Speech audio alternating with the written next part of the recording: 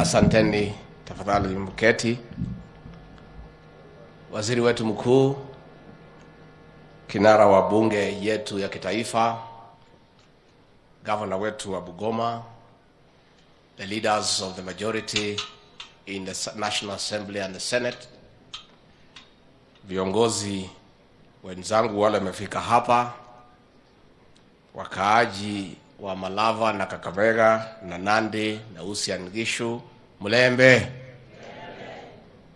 Fosi, Mulembe Te, Mulembe Mea, Mulembe Swa, Mulimoyo, Mulimaramu.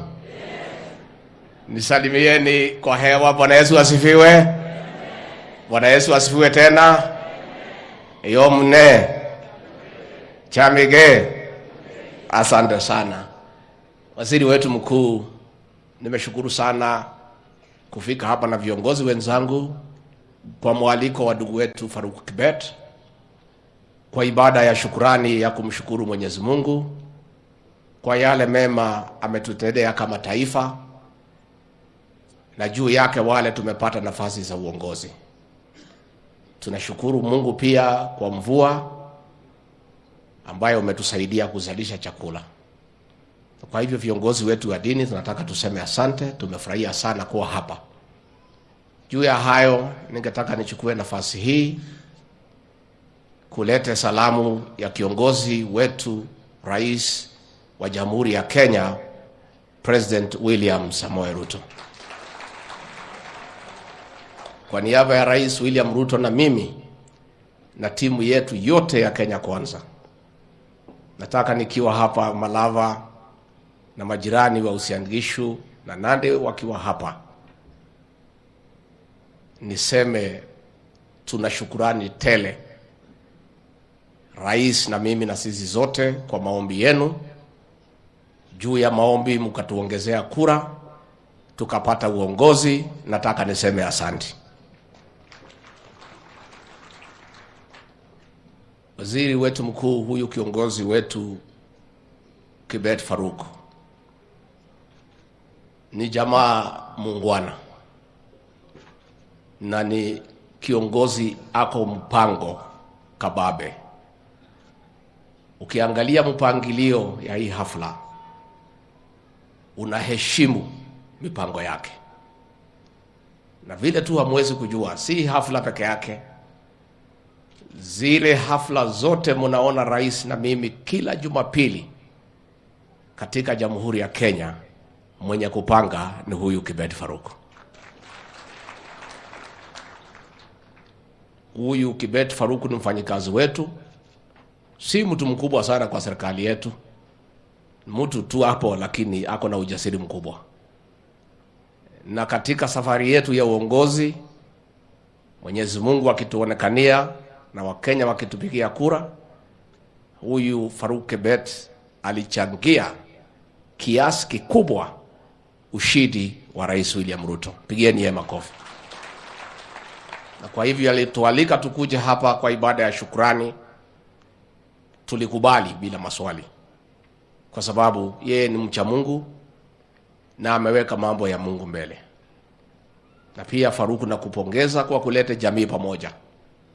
Hii ni njia ya kumsaidia Rais William Ruto kuunganisha jamii wote katika Kenya. Na kwa hivyo tunataka kusema asante. Mmeuliza mambo mengi, ile ya barabara, Waziri Kipchumba Murkomen amejibu na tutafuatilia. Mmeuliza ile mambo ya stima, huyu mbunge huyu wetu Malulu Ijendi, mtu ya nguvu, chuma ya zamani, utakuja kwangu ndio tufuatilie pamoja. Na ninataka pia nichukue nafasi hii kwa kupongeza watu ya Malava kwa kumchagua huyu kiongozi. Huyu kiongozi yako na maono. Hata kama kuna pahali alikuwa amechanganyikiwa kidogo, karibu azame pale kwa ile mzee kitendawili, Mungu akamuonesha njia, na ndio waleo ameleta serikali yote hapa. Kama angepotea njia ile, angekuwa sasa na sufuria juu ya kichwa akingangana na tear gas. Kwa Kwa hivyo watu ya Malava, huyu kiongozi tunamheshimu, tunampenda, ako na ujasiri, ako na maono ya kuendeleza maendeleo katika eneo hili la uwakilishi bungeni.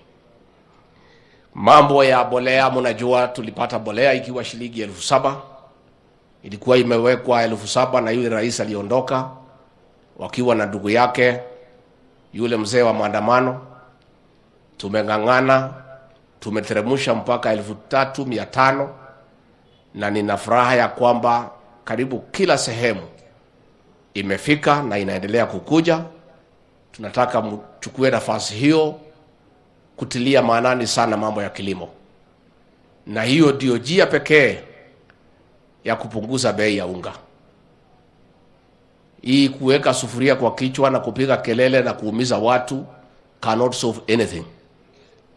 Na ndio tunasema hao watu wakuwe pia wangwana. Walipokuwa pale walisukuma unga mpaka 250 na hawakuwa wanapiga kelele, hawakuwa wanaandamana. Lakini saa hii imeendelea kuteremuka, inafika 170, na baada ya hii mavuno ambaye tunatarajia kwa hii bolea, bei ya rahisi na mvua ikitusaidia, itaendelea kuteremuka. Mambo pia mheshimiwa ameomba ya kwamba hii constituency tukuwe na sub county 2. Hiyo tutakupatia, kwa sababu wewe, hawa watu ya Malava ni watu wazuri. Na ndio vile mlikuwa mnasema ati kwa ile hesabu ya shares tusibadilishe formula. Hatuwezi badilisha formula, itakaa hivyo. Bidii yenu ndio itaokoa nyinyi. Lakini kwa kipimo changu, najua mimi ndio mwenye kuweka kipimo hapa Malava, shares yenu iko juu kiasi.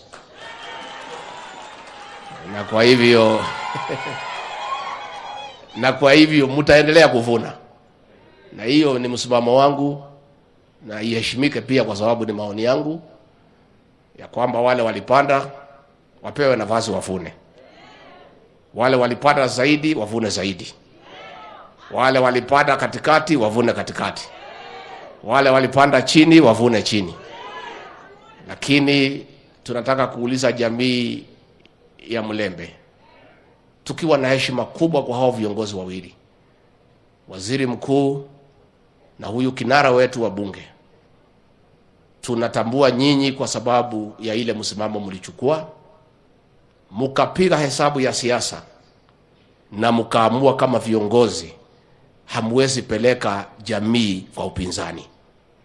Muliketi chini, mukapima, mukaangalia Kenya, na mukatosheka ya kwamba Rais William Ruto atachaguliwa, na ndio mukajiungana yeye, mukaongeza kura, akakuwa mshindi. Jamii ya Mlembe, nataka niseme asante. Going forward, we request the Western region hii ya 2027. William Ruto alishinda hao akiwa nje. Walikuwa na kila kitu, machief, police, system, deep state, pesa, hata ile ya wizi ya COVID, hiyo yote walikuwa naye. Rais William Ruto akagonga hao 9-0. Sasa akiwa rais 2027 si mteremko? Kwa hivyo ni mzuri jamii ya Mlembe, chini yao viongozi wenu, mketi chini, mujipange na hii serikali na kuja. Shares yenu kwa hii serikali muongeze marudufu, mara 3 mara 4, mukarimbie sisi watu ya mlima. Hata kama hamwezi fikia sisi, mutajaribu. Ama mutatufikia? Mujipange na hii serikali. And leaders have a responsibility to guide communities. And these 2 leaders, we must give it to them. They did a critical analysis of the situation and made the right decision to guide a community into the right direction. And going forward, we urge this Western region to make a conscious decision and move into government en masse. Kwa sababu Ukipanda mahindi mwaka ya kwanza na huvuni, upande mwaka wa pili hauvuni, watatu, waine, watano, mwaka ya sita sikupanda mahindi, utakuwa mjinga. This region has invested kwa hii mzee ya maandamano for as long as we can remember, but hakuna kitu ya kuvuna. It is the time to have a paradigm shift. Tuachane na hiyo mzee aende retire, mjipange na Rais William Ruto, na huko mbele you get this community in mainstream government so that the region can reap maximum development needs, na tuweze kuendelea hapo mbele. Tunataka kusema tuko na heshima kubwa sana kwa hii jamii for the stand you have taken over the post-election violence that is going on in Nairobi by Raila Odinga.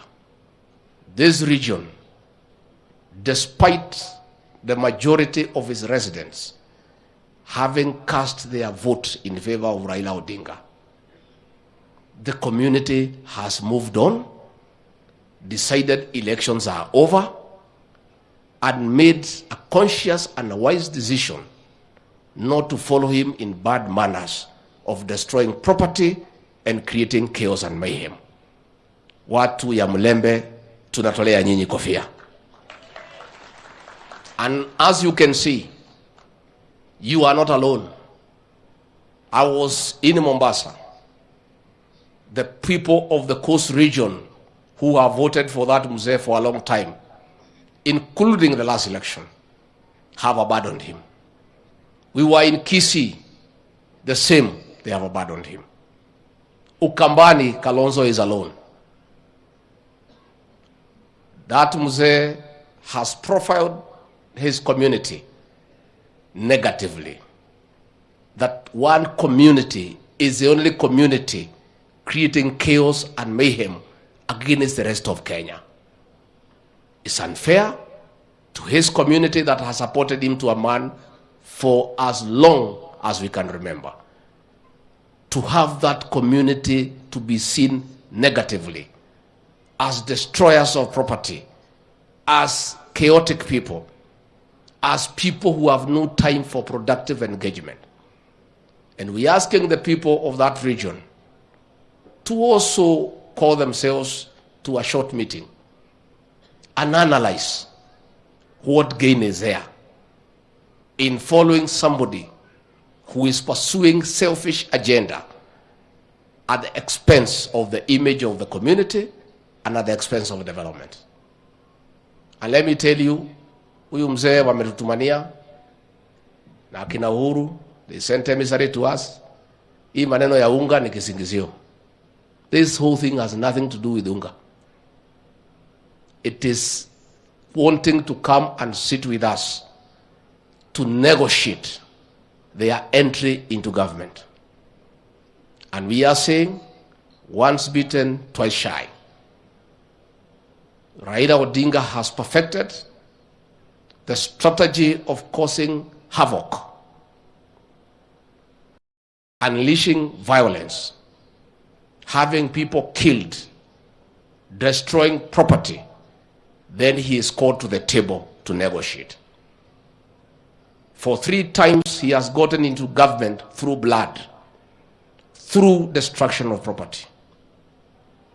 President William Ruto and I, on 13th of September last year, before God and before man, took the Bible with the entire world watching and swore to uphold and defend the Constitution. We have told their emissaries, we have no intention and no capacity to violate the Constitution. It will not happen. So the issue of nusu mkate government, the issue of handshake, is non-negotiable. Nevertheless, if they stop their bad manners and call of violence, we can have a sitting with only one agenda. One, to discuss the exit of Raila Odinga from the Kenyan political space and permanent retirement. That is the only agenda that we can discuss. They can continue causing havoc and mayhem for as long as he wants.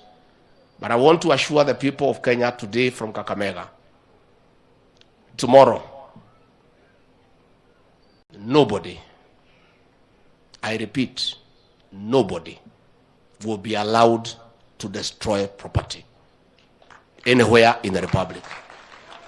I want to caution those young men who have been taking advantage of the violence unleashed by Raila to steal property, to mug people, to loot property, that Monday is their last day to do so. The laws of this country are clear. This is no longer demonstrations. This is post-election violence, mugging, theft, robbery, including robbery with violence. Those are felonies. If they care to look at the penal code, the consequences are extremely heavy. Monday, the government of the Republic of Kenya will assert its authority in protecting life and property and upholding the rule of law. I'm just giving that caution to those young people that it is not going to be business as usual. It cannot happen, and it will not happen because it is wrong, it's immoral, it's unacceptable. I want to say, Raila Odinga, you are accusing the international community of abandoning you. You are out of order. Nobody has abandoned you. The international community have now known you. They did not know you. You have been exposed. The year before, they thought you are a Democrat. You are a human rights crusader. But the events of August 15 at Bomas of Kenya, where all the ambassadors were present,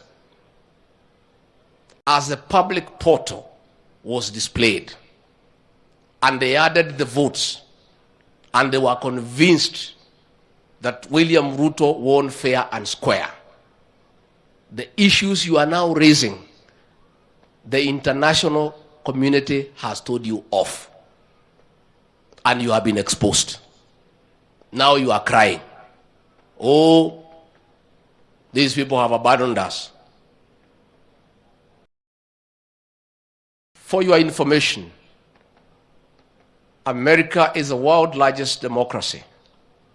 It is insulting to the American government for Raila Odinga to ask them to help him undermine democracy in Kenya. It's not possible. As Raila Odinga was running amok in the streets of Nairobi, in Mukuru Kayaba, in Maradaima, President William Ruto and the American ambassador, Meg Whitman, were having a serious conversation with over 200 investors where a deal for 80 billion shillings investment in this country was concluded. You are now asking the American ambassador to abandon discussing investment for the benefit of this country to come and support you in destroying property. It will not happen. We want to urge the international community, please ignore that old man. Now that you know him, much as he had misled you before, now you know him. He's just a man who has gotten whatever he wants through violence and anarchy. And now that he's exposed, that sorts out the matter. Leave him to us. We'll sort out the other issues with him locally here without your involvement. Nikimalizia, niseme ya kwamba I want to talk to my elder brother and friend, President Uhuru Kenyatta. I have sent you a message through your emissary. Please, if you want to talk to us because you don't want to pay taxes, if you want to talk to us so that you don't return the money that you put abroad, you don't have to cause violence through Raila Odinga. You can call us for an honest conversation, and then we can discuss whether you pay tax, whether you don't, how, nini, tunaweza kubaliana. But it's also good for me to tell you, as you finance violence, violence is unpredictable. Many times, it comes to consume the financiers. Those young people you are sending to loot property and paying them, when they are through with looting property for the small people and there is nothing remaining, you know what they will do. I'd like you to take time, President Uhuru Kenyatta and Raila Odinga, if you have time. You read the history on the French Revolution of 1789, if you have time. As the revolution was going on, the peasants decided that the bourgeoisie and the aristocracy should be beheaded. And they started beheading them. Along the way, people were getting impatient that the beheading was too slow and they were craving for blood. A man called Robespierre, to sort out that issue, created a machine called the guillotine. And with that machine, the protesters were able to behead people very quickly. And as they beheaded more and more people, they became impatient. The machine was too slow. They wanted a quicker machine. To show their displeasure about the slowness of that machine, they looked for Robespierre and guillotined him. You have heard me. Nikimalizia niseme asanti. Tumeshukuru sana. This is our country. The people of Western have come with greetings from the people of the other mountain. When the two mountains, the Mount Kenya and Mount Elgon, speak in one voice, many good things happen. I would like us to strengthen our friendship and we'll come here many times. Many times. Finally, these media people, Prime Cabinet Secretary, don't worry about them. These are Azimio people. They are part of Azimio. So you should not be bothered about them. They joined Azimio to run fake opinion polls. They wrote headline after headline that William Ruto stands no chance. They are still in denial. They are still hoping that Raila can push us to bring him into government and then they can join government too.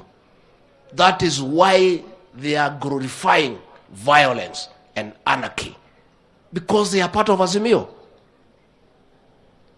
They are the same people who think and believe that our government can have cracks. They are ones behind the narrative. They are the ones who are behind the narrative that Deputy President and Musalia Mudavadi have a conflict. These same people. A false narrative. Nonsense. Musalia Mudavadi and I have come a long way. When I was personal assistant to President Uhuru Kenyatta, and he was his vice presidential nominee, we worked together. I have eaten food in his house many times. I have spent many nights there. Sisi ni kama chanda na pete. So nyinyi watu ya magazeti, kama mnangojea hii serikali ya William Ruto isabaratike, you will wait for a long time. I've even them seeing, because I had a meeting on Sunday with our security chiefs, and Professor Kindiki, we had sent him to North Rift to deal with the bandit, and he was not able to come to meeting. This same media trying to create a narrative that there is a problem. Nyinyi watu ya Azimio mwachana na sisi. Mungoje tuonane na nyinyi 2027. You join that Azimio brigade and your fellows. Tukutane kwa debe. Na msitusie sisi woga. You wrote all headlines against us. You demeaned President William Ruto. You called him a thief. You wrote anything bad you can never write about anybody. But the people of Kenya ignored you and elected him as president. the same way you are writing and glorifying violence and then trying to play victim, the people of Kenya will once more ignore you. Watu ya media, poleni sana. Mujaribu 2027 na hiyo mzee yenu.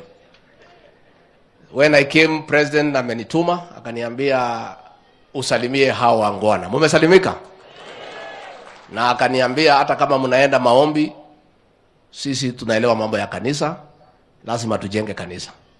Kwa hivyo amenipatia bahasha ya kujenga kanisa. Kwa hivyo tumekuja.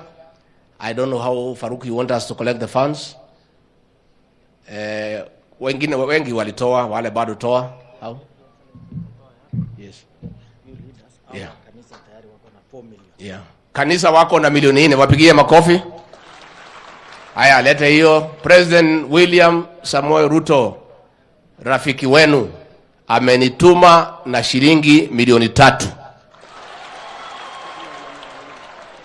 Na mimi Rigathi Gachagua nimeongeza milioni 2.